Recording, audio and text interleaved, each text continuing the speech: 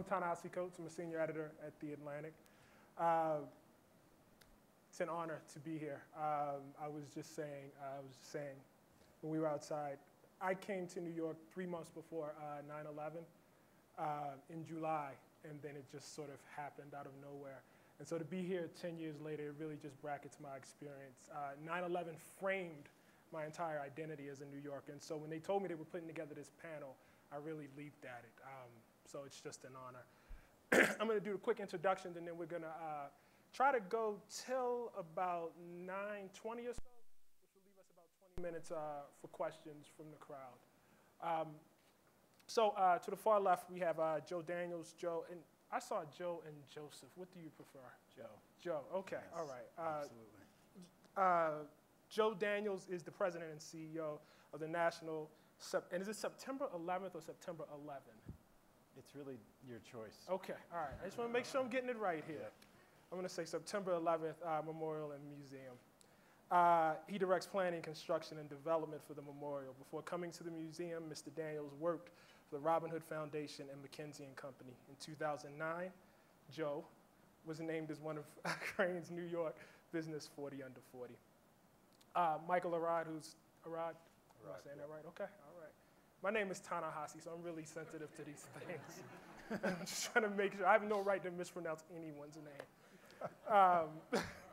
Michael Arad is the architect for the National September 11th Memorial and Museum. Mr. Arad grew up in Israel, the United States, and Mexico, but has lived here since finishing his military service in the Israeli Defense Force in 1991. His design, reflecting absence, was one of more than 5,000 entries into the competition for the memorial. Mr. Arad has worked as an architect for the New York City Housing Authority and the firm Cohn, Peterson, and Fox.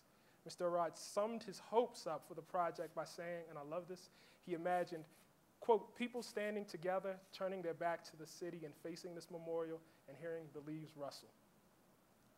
Peter Walker, who's right next to me, is the landscape architect for the September 11th Memorial and Museum, and the founder of Peter Walker and Partners Landscape Architecture. Mr. Walker's career spans 5 decades, during which he's had a hand in designing everything from small gardens to urban plazas to corporate headquarters to, and I love this too, new cities. In 2004, Mr. Walker succinctly stated the purpose of reflecting absence was to, quote, how to get people to see nothing as something, to make emptiness visible. And what we'll do is we'll start with the presentation to get you. I think our quotes were transposed. Probably. Did I mess up? No, Was it's it your okay. quote? I was like, that's very eloquent, but that wasn't me. Oh, that wasn't was you? Peter. That was you. And the other one was me. Okay, all right. My bad. Sorry about That's that. okay. All right. Better than flubbing your names. I just Yes. wanted to make sure I got the names right. That's true. Okay, all right. So we're going to start with a slideshow, which Joe is going to go ahead and narrate. That'll give us an idea of what we're talking about to frame the discussion. Great. Well, good evening. I am Joe Daniels, President and CEO of the National 9/11 Memorial. It's a real pleasure to be here at the Aspen Ideas Festival, particularly with the fact that we're 76 days away from opening the memorial on 9/11/11, the 10th anniversary of the attacks. The memorial to the nearly 3,000 victims, of course, includes all the victims from the World Trade Center, from the Pentagon, from Shanksville, as well as the 6 individuals that died on February 26, 1993 at the World Trade Center site. When we open this memorial in 76 days, we believe that it will instantly become one of the world's most visited sites, and it's something that really drives us in our work as we approach the next 76 days. It will also be the heart of a site that will ultimately contain many of the signature elements that existed before the attacks of 9/11, commercial offices, retail, and public transportation. Before tonight's panel discussion with Michael and Peter, I'd like to give you a general sense of the memorial project and our current progress. That's an image of the memorial. The National September 11th Memorial is the nonprofit that's charged with overseeing the construction, the fundraising, the operations, and essentially our mission is twofold as an institution. First and foremost is commemoration.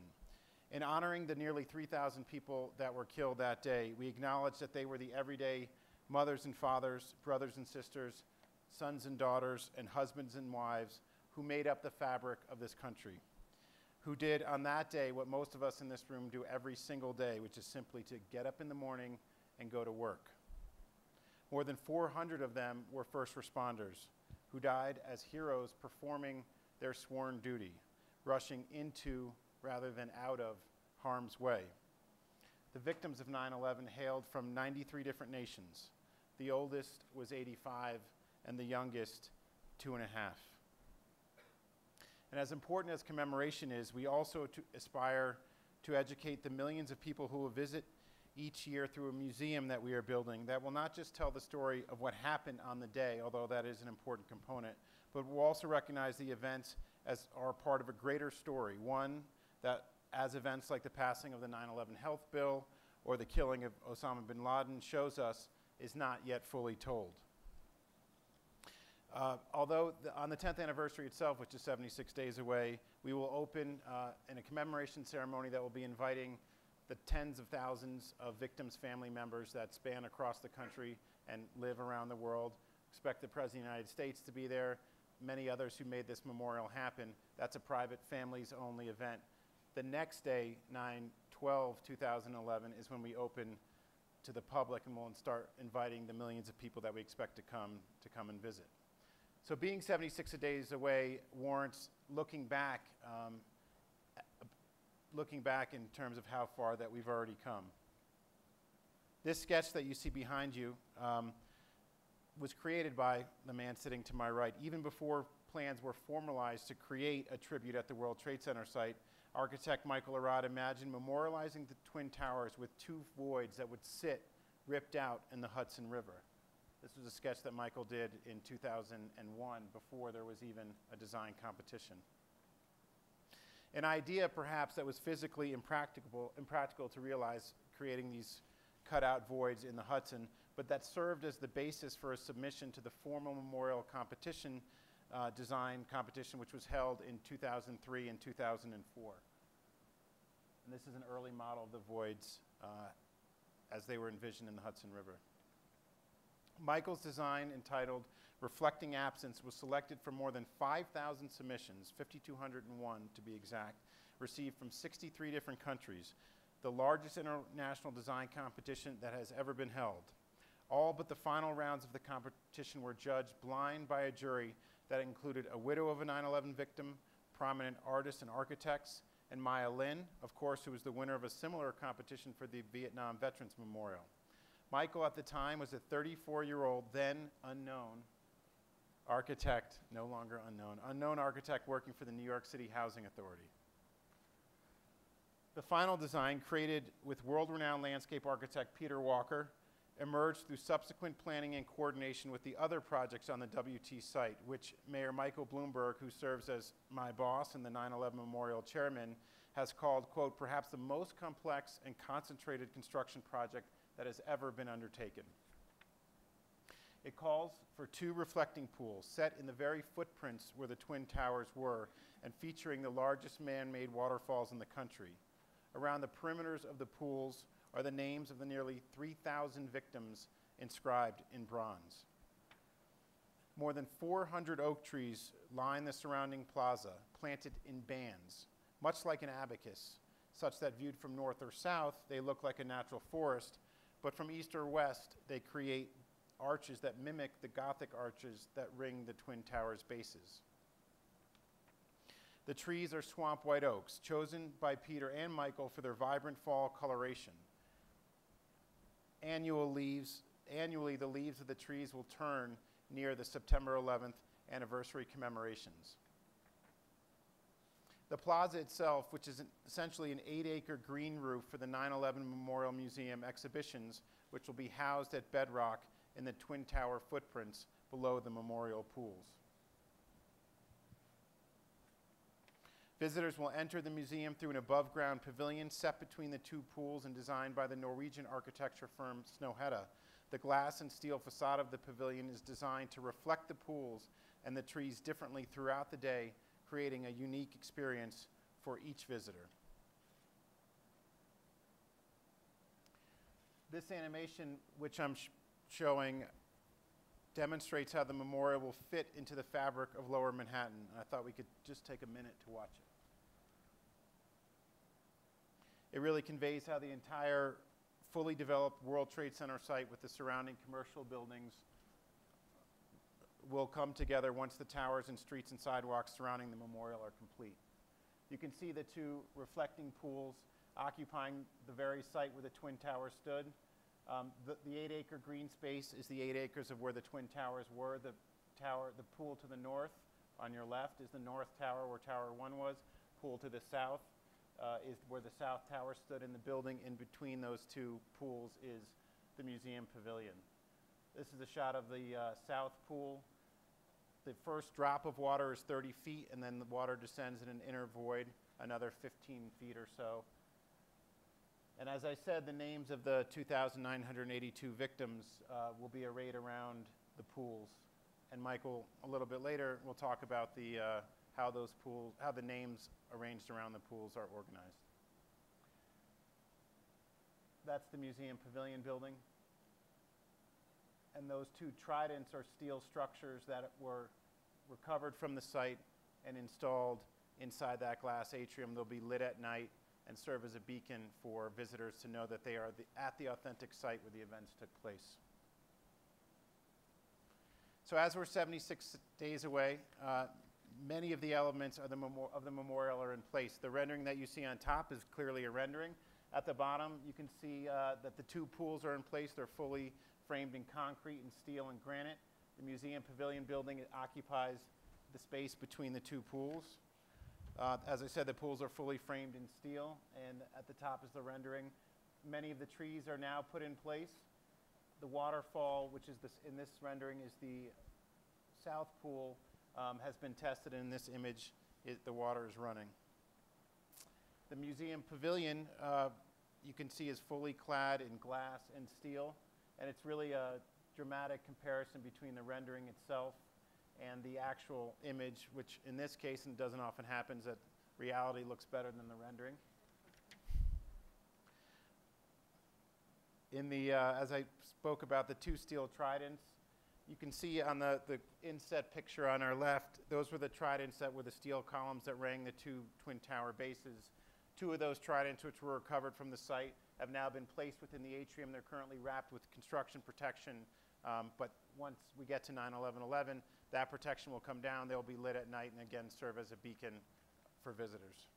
This is an absolutely gorgeous shot shooting across the north pool to the museum pavilion. The waterfalls had just been tested on that day. They're not running at the moment, but the water still fills the pools and fills the upper troughs.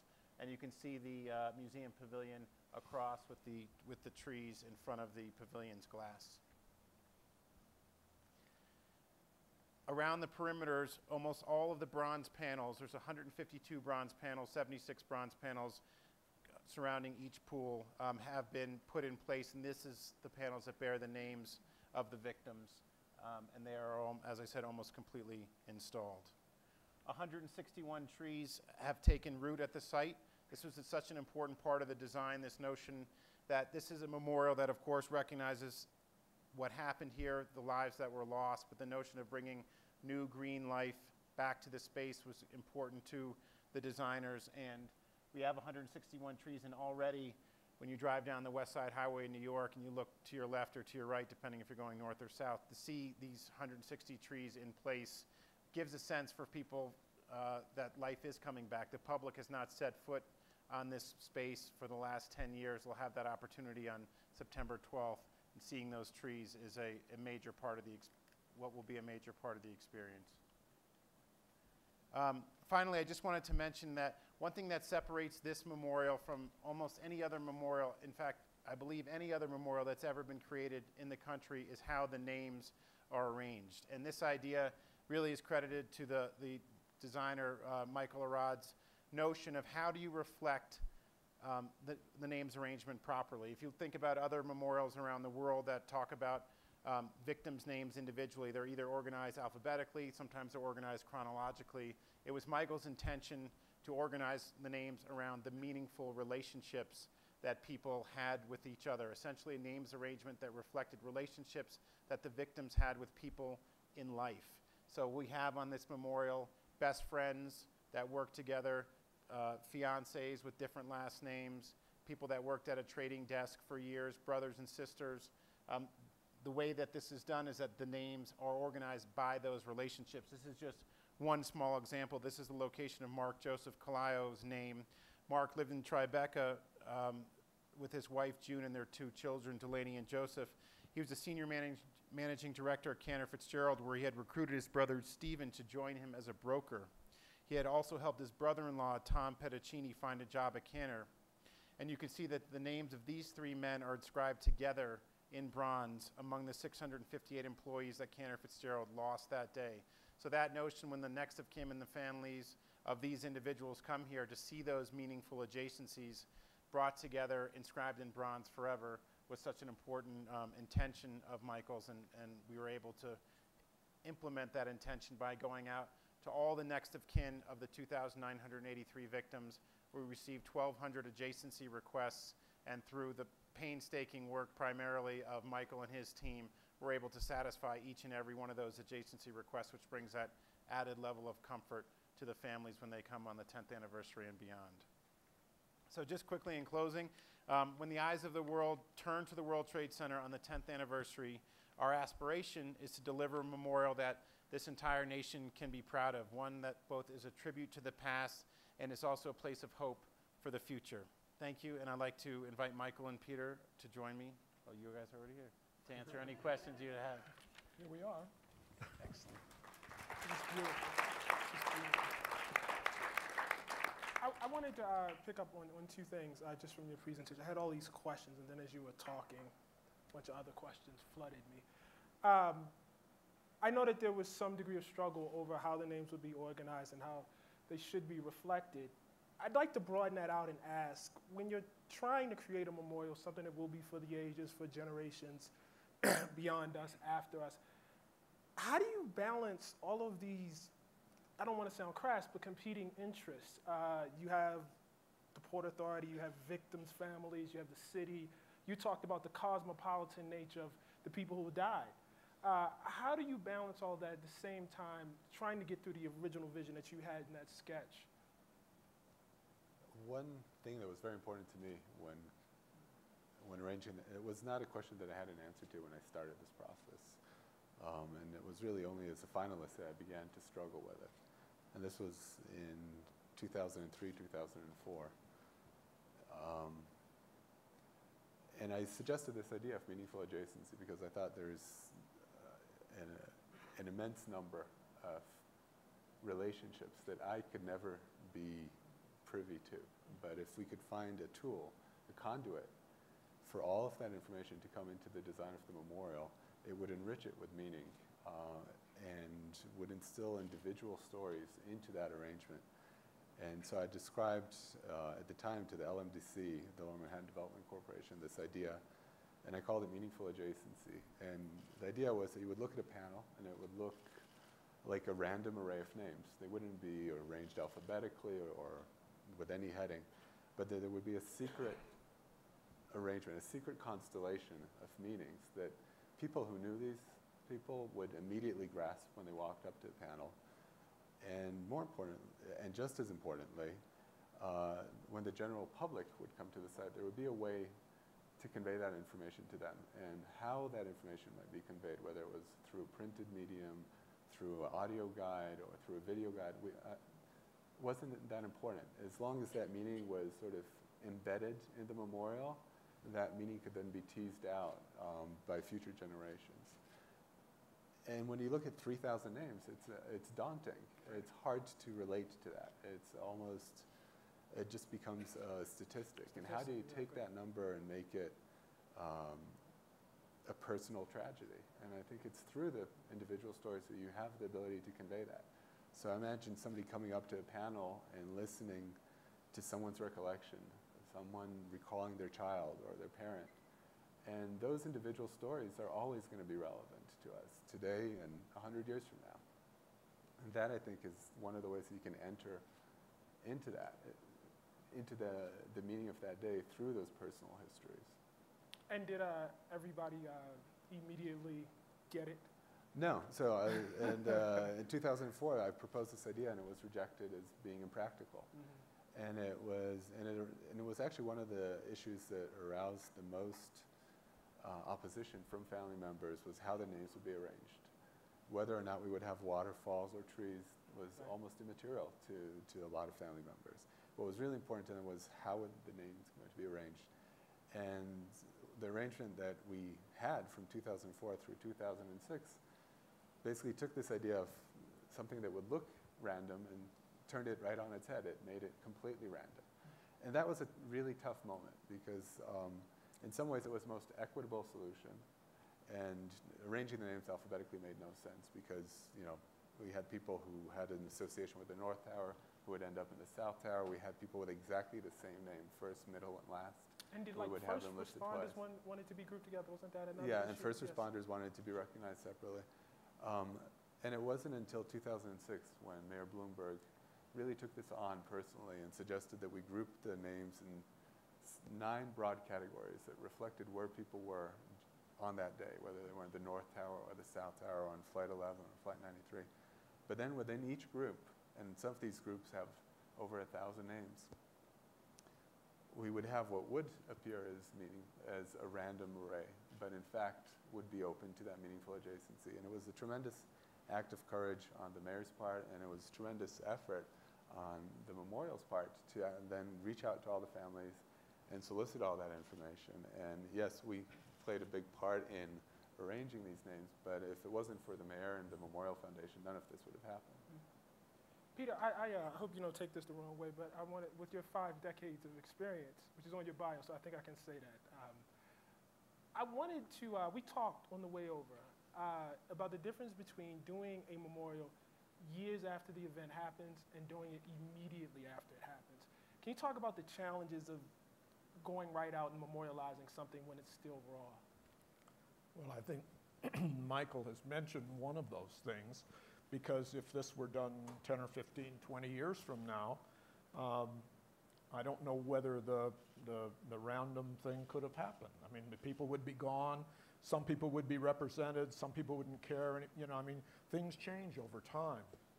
If you build a memorial 25 or 30 years after someone dies, or 50 years, you're not dealing, by and large, with the same people that were there and the same feelings that were there at the moment that the person had died.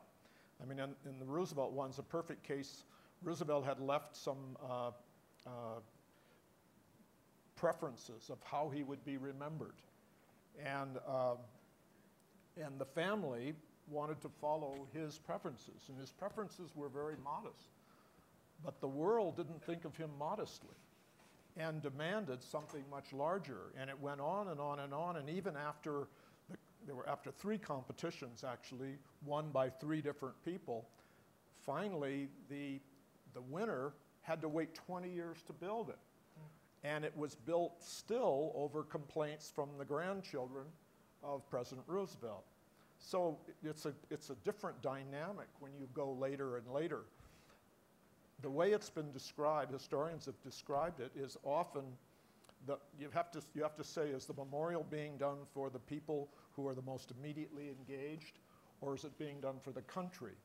And I think that's one of those things where both are true. You have to think of both of those things, and how close you are to the death, to the event, clearly affects how that is seen. The more perspective you have in time, I think the less intimate the process is. It's just a natural process. I want to just go back to the beginning, to that sketch. Can you just talk about the genesis? I know that's whenever you ask an artist, that's a little difficult, but reflecting absence, how that came to you, what you wanted to achieve. It was inexplicable. To me, it was this image that got stuck in my mind, and I sketched it, and then I sketched it again, and built it. And eventually, I built that little desktop fountain to explore that idea of how could you take the surface of a river and tear it open, because water doesn't behave that way. Right. And when you were drawing that, you understood that was physically impossible? I did, but I wanted to see if there was a way to create that illusion of something that could not be. And it had to do with this, with seeing the inexplicable. It would have been interesting if that were the winning idea, because we'd have to go to Dan User and say, okay, Dan, make it happen. He was the Actually, technician on the fountain, and he would probably have tried to do it. I mean, drain you the say it's Hudson. impossible. Joe said it too. Yeah. I'm not sure Dan would say it was impossible. He says, I'll try it, you know. That, you know, Peter talked about the duality of a memorial, and for me the site has a real duality because it needs to be a national site of commemoration, but it's also very much a living part of the city. And in fact, when I entered this competition, the guidelines stipulated that the entire site should be 30 feet below the surrounding sidewalks. It was an enormous excavation, a big pit. And I thought there was a terrible mistake that the site should be brought up to grade and really connected back into the fabric of the city. And on my competition entry, the last word in the description was play, which is an odd word to use when describing a memorial, but I talked about how the site had to be both a place of memory and of work and of play, so that people who will be working in these surrounding office buildings will be able to come down here and have their lunch and have a conversation, you know, chit-chat about the game they just saw, but at the same time, we're also have people that come here for that sort of once-in-a-lifetime pilgrimage to a site of tremendous national significance. And how do you balance both constituencies on one site? And that was really a process that took, I think, years of design refinement to find just the right level of, you know, how would we display the names? How would the trees be arrayed on the plaza? What would be the character of the paving? How would we transition from the site to the curb to the surrounding streets? Those were all, you know, issues which might seem very dry, like, for example, grading. Grading is the height of a sidewalk. Right. We worked on that for years to really create this open and connective relationship to the city so that as you're walking around, you can walk right up onto the Memorial Plaza. It didn't want to be a cloistered space. It didn't want to be hidden away. Mm-hmm. Joe, I want to push a little bit more on this question of all of the hands in the pot and all of, again, I think the names just reflects that, but with so many people say from the FDNY dying, and they say, well, we want to be grouped together, you know. How do you manage all of that? I mean, how do you separate this is a work of art from the actual politics of getting the thing done? Yeah, how do you do that? I mean, it's an everyday process, and I think that one of the early things that the memorial staff and I learned is that if you set your aspiration to satisfy even your most important stakeholders en masse, you're just completely set up for failure. That there is, I mean, if you just think about it, there's the families as one stakeholder, there's the city, there's the Port Authority, there's the downtown residents, there's the folks that work in the surrounding buildings, there's commercial interests, there's huge amounts of investment involved around the site. So it's hard to, there is no approach that would, everybody of all the constituencies would say, we've just got it perfectly. The family constituency is, for us, is the most important at a certain level. They have, there's a voice that... Are they united? There's not a shred of unity. Because I think they're just people. They're great. 3,000 families. Yeah, 3,000 families. And if you say, look, the average family has, 8 to 15 people in the family, you're talking about 30, 40, 45,000 people. New Yorkers. And the fact that many of them, but not all, many of them, but I think, the thing is, and all the things that are sort of trite exist, that you have a very, in some cases, a very local, small group of family members that are not in favor of almost anything you do, and they have a podium where the press will, they're either a 9/11 family member speaking on something, and in some ways that masks a much greater mass of family members, of which we have one here, Christy Ferrer, who is on our board. She lost her husband, Neil Levin, who's the executive director of the Port Authority on 9/11. The group of families that complain about everything. In the last 2 weeks, if you just tick off in reading the New York Post what is wrong with the memorial, we don't We're not going to have bathrooms all over the memorial is a problem, even though it's a 45-minute experience coming on in the beginning years before all the sidewalks are down. That was outrageous. Obviously, you could read that same story if we had bathrooms all over the memorial of how could we do that. Disrespectful. Yes, exactly. The fact that we had to come out and say, look, the memorial is going to be absolutely free, just like the Vietnam Memorial is, Arlington, Pearl Harbor. We are committed to that 100%. However, with this museum, which we see as a world-class museum, we are going to have to make sure we raise sufficient amounts of revenue to keep this site maintained and the museum maintained to the level that it should be. The amount that this small group of family members and the New York Post and the tabloids go and say, this is an absolute outrage. How could you think of profiting off 9/11 by charging people when every other institution that has a similar project, Gettysburg, it's open, it's free, the memorial and the fields. The museum, they charge.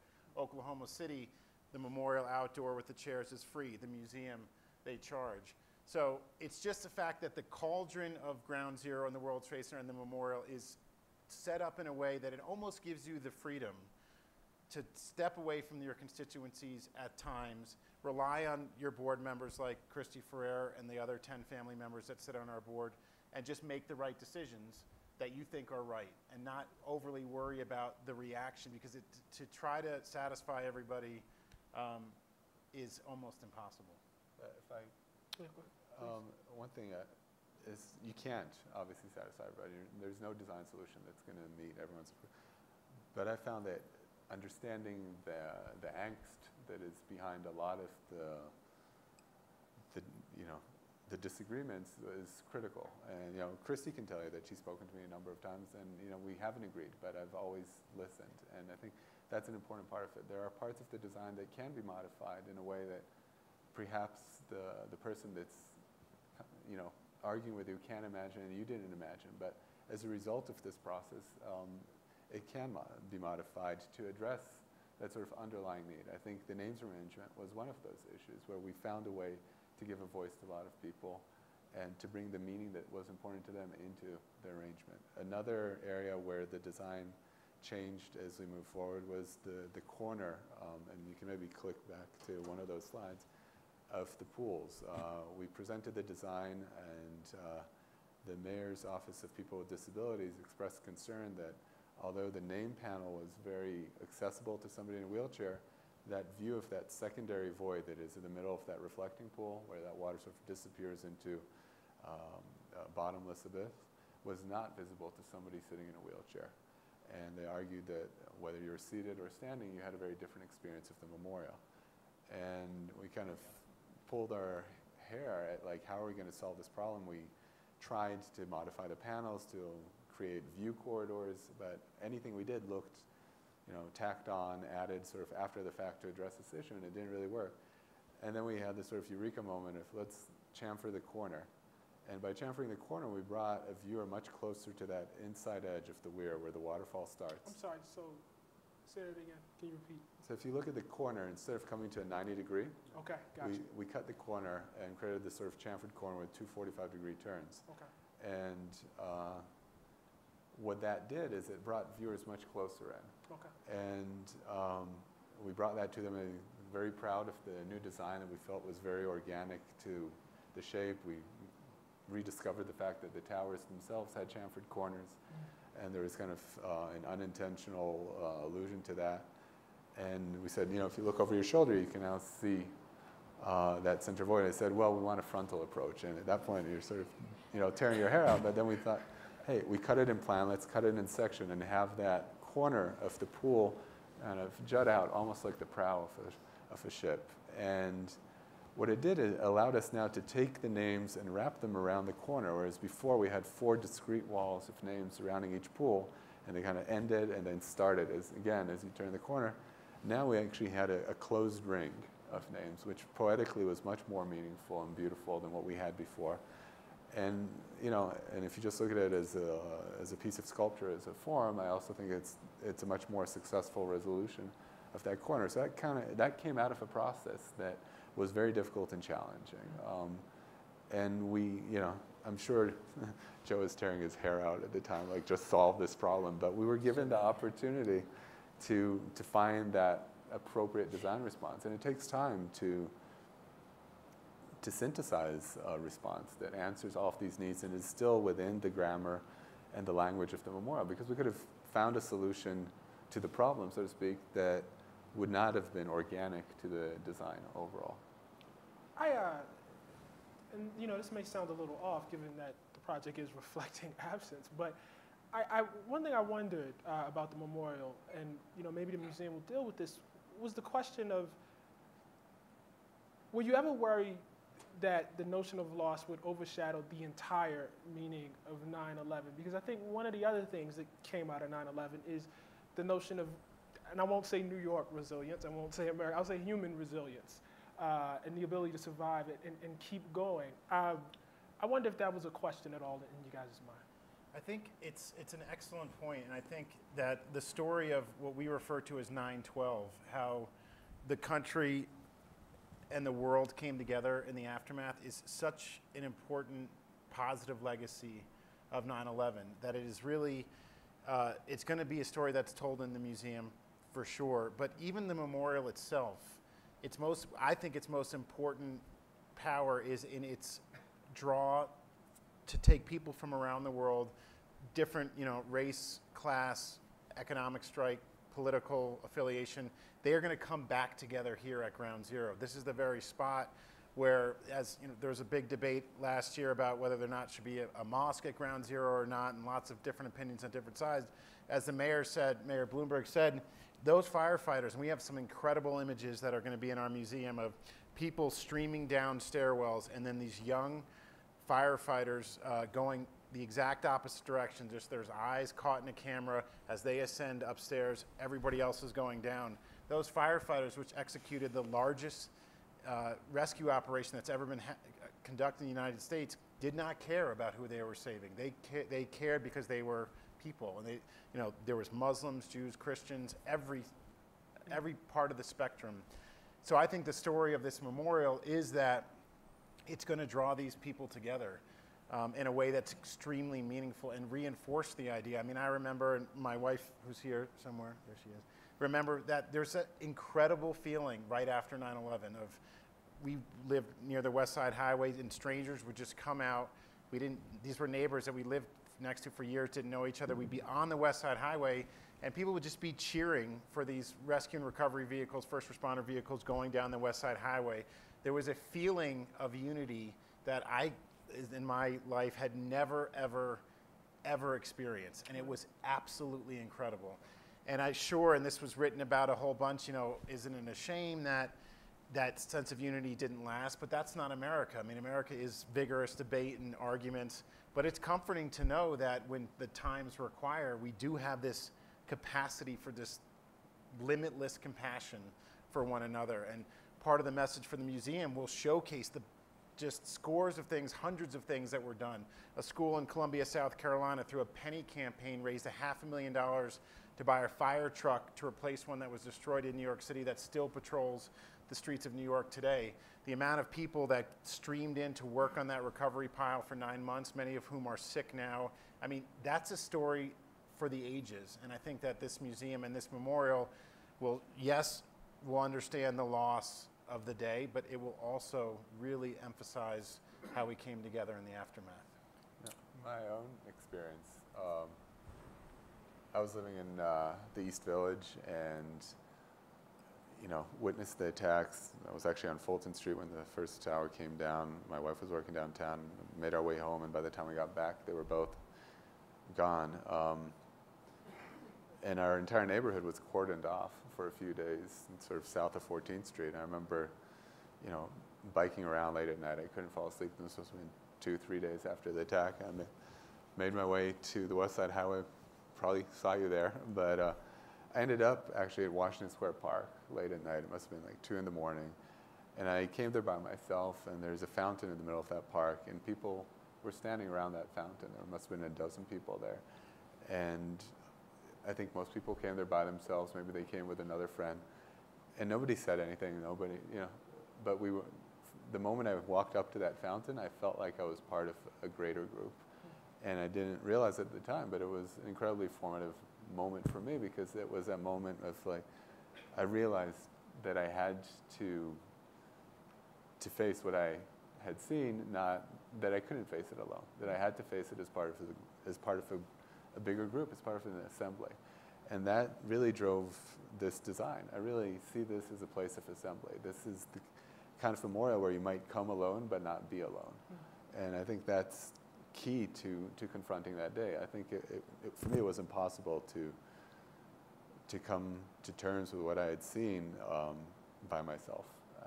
I had, and this is, as a jaded New Yorker, somebody who kind of, a few days earlier, if you would have told me that I'd have a flag hanging out of my bedroom window, would have said absolutely not.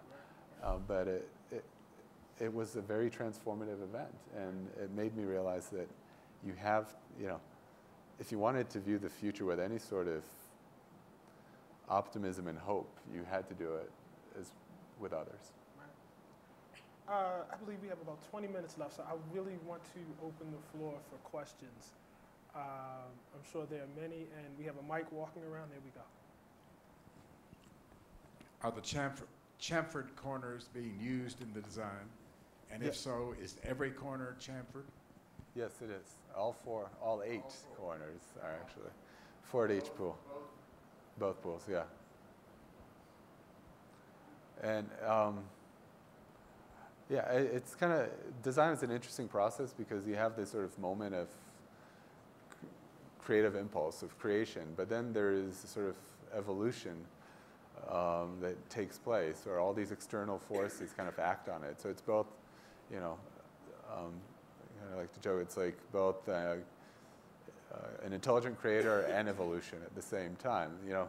You have an idea, but then that idea sort of goes through all of these external forces. So, for example, the angles on these name panels, they moved up and down and in and out, and you sort of go back and forth until there's so many external decisions which are part of the final product that you can't say, yeah, I thought of it from the start as this. It's a process.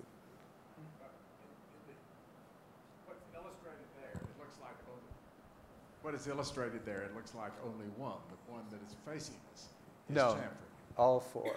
On each pool, all four. So And the three we're looking at across the way are also chamfered, and it doesn't affect the appearance of the water coming down? no, it doesn't. You have to remember, the chamfered corner is about 14 feet across, and the long side is about 200 feet across. More questions? We have a mic that'll. Hi, I was wondering if Peter could speak to how he became involved in the project, and then also the process to select the live oaks as the tree species. Michael called me up, and they'd gotten down to 8 possible finalists, I guess. And most of the people were young, and I didn't know really who any of them were. So I told Michael I needed to talk to my partners, and I'd call them back. So we went to the website and looked at the 8. And as I told Michael, this is probably the only one of the 8 we would have wanted to work on, because it was much stronger, much more powerful than any of the others. The others were all combinations of effects, and this one had a sort of singularity about it. And I'm sorry, Peter, this is during the competition? Okay. This was at the time that they had picked the 8 finalists. Okay. And of the 8 finalists, Michael's scheme, by raising the level up, everyone else had stayed down in that sort of basement space that had been given to the competitors. Michael had raised it up and then used that to make these voids, which I thought were powerful, and I think are powerful. And I think people will, even if they can't go through that thought process, it's a sort of a minimalist thought process, they will feel it. I think that's going to be a major factor in people's recognition and appreciation. And there was a question about the live oaks, wasn't it? About the species of trees? Okay. I'm sorry? She wanted to know why you selected live oaks. Well, New York The average tree in New York lives to be 7 years. Sounds incredible, but it's true. And it's because most of them are planted very badly, but also the city produces tremendous stress on trees generally. And what happens to, like anyone, you're under tremendous stress, and then you catch something. You'll become sick. And that's what happens to the trees. So by the time that the memorial had begun, there were really only a half a dozen trees that the experts were suggesting you plant in New York. Now, Michael's scheme and the scheme that developed needed a sort of a canopy across the whole thing. And many of the trees that do well in New York don't produce that canopy. None of the red oaks, none of the red maples, the sycamores, none of the ones that you would normally expect, those of you who are New Yorkers, that you see everywhere in New York really work. So we finally came down to a white oak, a swamp white oak, which had the stamina to resist. Now, beyond that, we also tried to make sure that they weren't stressed to the extent that trees are normally in New York, because normally they just dig a hole, plant a tree, pave over it, that's it. These are planted in rather sophisticated ways. But that was the reason we chose that particular tree. The other thing about that tree is it forms a kind of canopy this way. Many trees send their branches out horizontally, and these go up in a sort of vase shape. So if you look down a column of them, it comes together like that, which was one of the themes we were working with, one of the ideas that came from the original buildings. What were the various sources of funding that came together to help make this wonderful project materialize? And if you know, what is the aggregate amount? So the total capital construction cost for the memorial and the museum is about $700 million. The Memorial Foundation, we've raised just about $400 million from just about 400,000 donors. The balance of the funds comes from a mix of the federal government, which gave about $250 million, and the state of New York.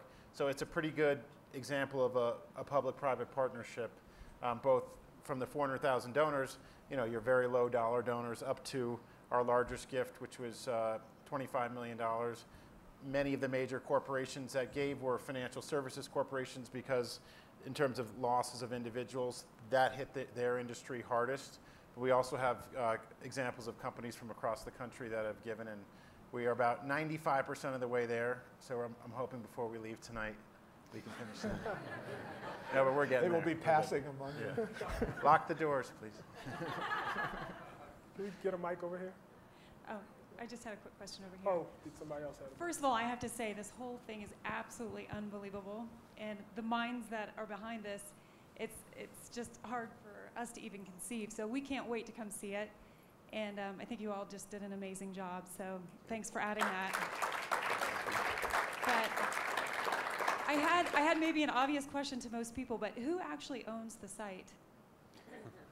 So it's a complicated question, but the bottom line is that the 16-acre World Trade Center site, which is where all the buildings are, is owned by the Port Authority of New York, New Jersey.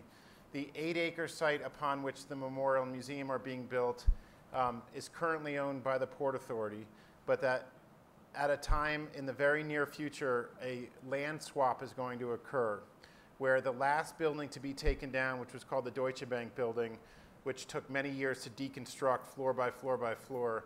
As that building is now completely deconstructed, that's owned by the Lower Manhattan Development Corporation. So that property, Site 5, will be transferred to the Port Authority. In exchange, we will be then granted the ownership interest in the 8-acre memorial and museum. So that's to come very soon. Yes, right here. You mentioned the number of constituencies that were considered and represented in the planning. And the one that you didn't mention, I don't think, was that of the people who worked at the World Trade Center and survived. And I work with many of those people. And I'm curious to know if you've given some consideration to what those people will experience and what they will find and what solace they will take when they come to the memorial, besides the notion that they can see the names of their friends and lost colleagues. Is there anything else that you considered in planning the memorial to create a safe place for those people? It's a great question, and one that we definitely are tackling. I think the population that you described, the people that were in the buildings that escaped, are an incredibly important constituency. And just as a perfect example, the only survivor on our board of directors is a friend, young guy named Keating Crown, whose parents are here tonight. And he was one of only 12 people to survive above the impact zone in the South Tower. He worked for Aon, has an incredible and inspiring story of not only escape, but of helping others get out. So certainly we really pay attention to that as a part of the core story narrative of 9/11, that when we talk about what happened on 9/12 with the country coming together, the reality is those initial acts of heroism, whether it was Keith's story in the South Tower or what happened on Flight 93 of just ordinary people rising up to these extraordinary circumstances and becoming just absolutely heroic in the most classical sense, that's a huge part of it. So the question for us that we sometimes struggle with is what the definition of survivor is. I mean, clearly, when you're talking about people that worked in the buildings and then escaped, they're survivors. As you broaden out that definition, it makes it, you could, and our museum director, who's phenomenal, she came from the U.S. Holocaust Museum in D.C., was there throughout its inception and now is our museum director. In some sense, she talks about the survivors of 9/11 as everybody. We are now living in a changed world. We're all experiencing things differently, whether it's at the airport or how our information is looked at by others. So that's a very broad definition. But as far as the core survivor community, we're definitely going to reflect that. And one of the things, and actually, although there's swamp white oaks on the plaza, that's every single tree except for one, which is deemed the survivor tree. This was a tree that was at the World Trade Center on 9/11. It was basically 95% destroyed. It was found by some guys from the Parks Department, brought to a park in the Bronx, Van Cortlandt Park, was taken care of for 8 or 9 years, was actually struck by lightning, survived. I mean, it's an amazing story. And it was brought back last fall, and actually Keith Crown, who was the survivor I was talking about, came back and as a part of the ceremony with the mayor, really spoke about that tree. And it is the only tree, it's a calorie pear tree that's on the site. And it really tells the whole story of 9/11. And we just had a couple football players from the NFL, and this one guy, Teddy Bruschi, who's from the Patriots. He's retired now. But he just said it right there. He said, this tree, in some sense, tells the whole thing. And if you look at the tree, it's sort of blooming on one side. It still has a sheared off on another, reflecting the wounds of what it experienced on that day, but it's still thriving. So, we're actually thinking now of maybe dedicating that tree to the survivors. So it's something we're working on. That's It a right great now idea. is taller than the oak trees. Yes. The calorie pear is also everywhere in New York. I mean, so Yeah. it's like it's a New Yorker. So Yeah. that's a wonderful image. The thing that was so scary about that tree, I just have to say, is I know nothing about trees, despite having Peter walk. I mean, I know very little. I'm just saying, obviously, compared to him. So there was a point about 2 months ago where we had all these trees planted, the oak trees, but they hadn't yet leafed. So they look like, trees in the winter, like just, they're not dead, they're dormant. Nothing, no leaves, no green, no nothing. And then all of a sudden you have this calorie pear tree, which blooms well in advance, so it just looks gorgeous. And I'm looking around at everything else, and everyone's holding our breath like, oh my God, are all the rest of these trees dead? But someone quickly told me that the oak trees were coming, and as you can see, they're fine. They're fine. I often have that as a bad dream. Yeah, exactly. I just, I'm Joe. sorry, I just want to interject really, really quickly. There was, and I didn't catch where they were in the crowd, but you mentioned that there was a family member in the crowd. So I really have to give whoever that person was an opportunity to speak. Who was it? Sorry. Yes, and I'm not putting you on the spot. If you don't have anything to say, that's fine, but I wanted to make sure you had the opportunity. There's not,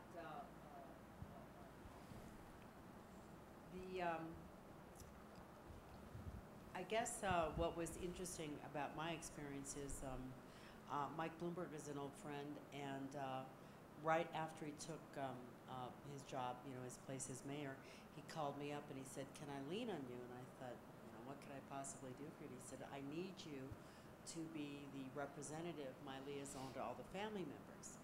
And at first I thought, well, how nice is that? He's trying to keep me busy in my grief. Well, little did I know that what I was to become was an inexperienced diplomat with having to, deal with all these issues. So a lot of them, thank God we have these three up here, because a lot of these issues have now been deflected their way. And so I give them great kudos for doing, a better job of what I tried to do in the beginning, because these family members were very incendiary about almost every issue, and they can vouch for that. And to this day, I deal with all sorts of issues, but if it weren't for them, I probably would be living in another country by now.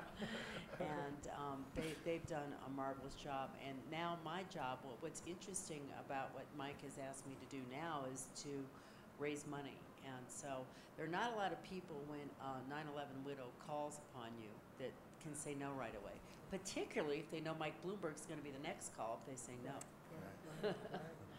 So I've had an interesting time, and especially with the Crowns, who I met early on, and they became really early supporters and friends. And Keith was like my adoptive little brother in New York, and so it's just been a really interesting experience. But I give a lot of credit to these guys up there and the Crowns, who've been very helpful.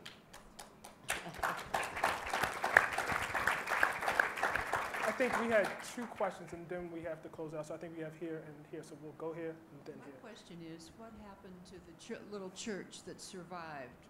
Everything around it was flattened, and it was the small church.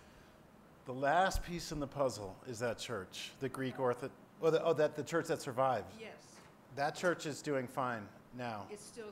It is still standing, yeah. And it's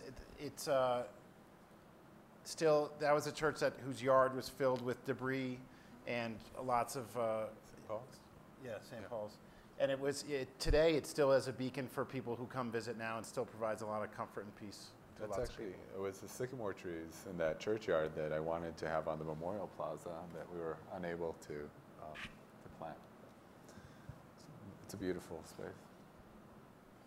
All right, my question was just asking about the museum and what you hope to have or your exhibits there.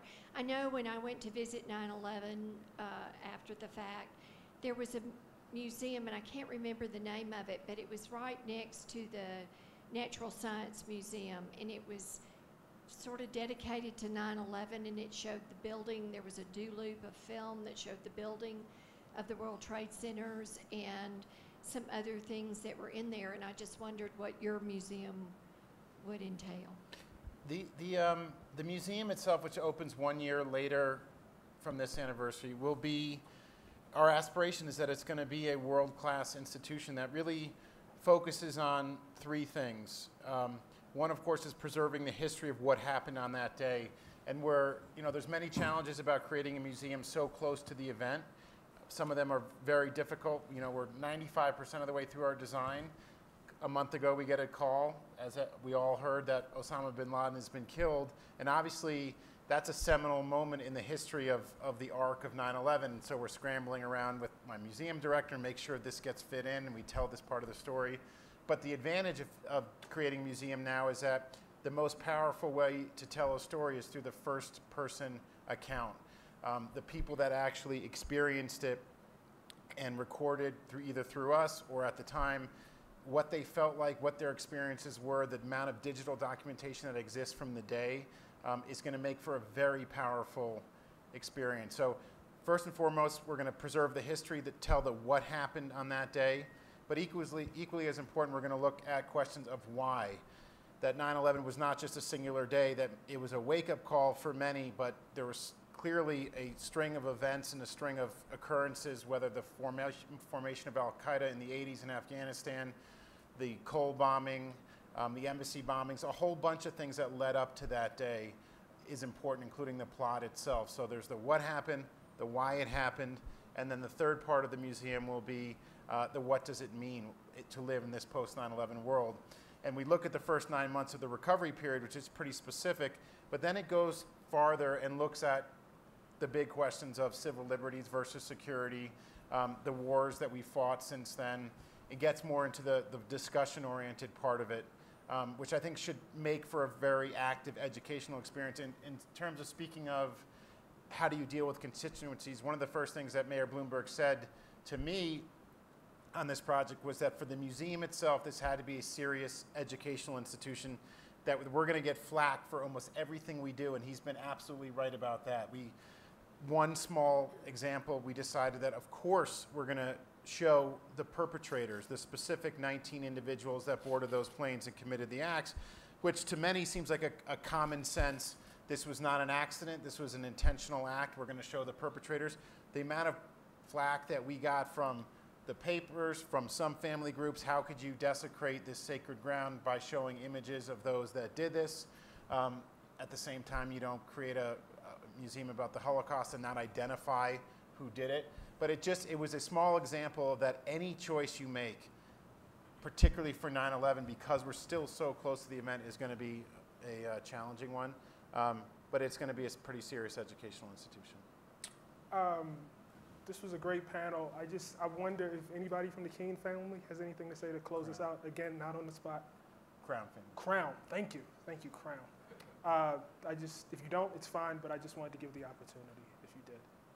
I would echo his sentiment in saying that, and then to speak to the question, as the parents of a survivor, our son has gotten incredible closure having been a participant of this memorial, and I think that this memorial speaks volumes for the survivors in so many ways, and I applaud all of you for you're doing God's work in creating this legacy for the victims, for their families, for the survivors, for everybody who's been touched by this event, and giving us a lasting memorial so that nobody will ever forget what happened nearly 10 years ago. So I'm very grateful to you as a mother and as a family member, and I applaud you.